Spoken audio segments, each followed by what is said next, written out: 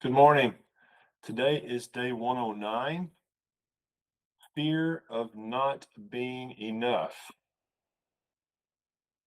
2 Corinthians 12 and verse 9 said, "But he said to me, my grace is sufficient for you, for my power is made perfect in weakness." The fear of not being good enough haunts most of us every single day. I'm not a good enough parent. I'm not a good enough husband or wife. I'm not a good enough provider.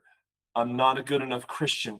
I'm not far along in recovery. I'm not strong enough. I'm not smart enough. Not enough of anything to handle what's right in front of me.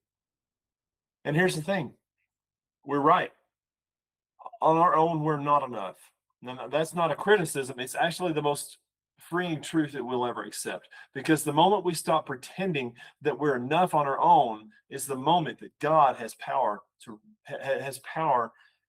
work in our lives.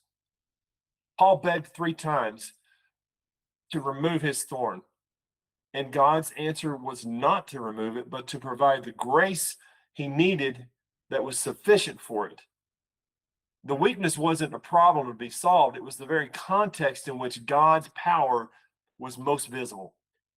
2 Corinthians 12:10 says, "That is why, for Christ's sake, I delight in weaknesses, in insults, in hardships, in persecutions, in difficulties. For when I am weak, then I am strong.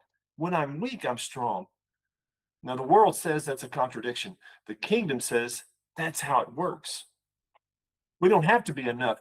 We just have to be connected to the one who is.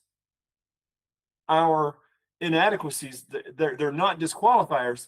It's an invitation for God to show up in a way that nobody can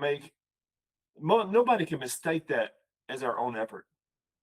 So where are we exhausting ourselves trying to be enough today instead of letting God's grace be sufficient?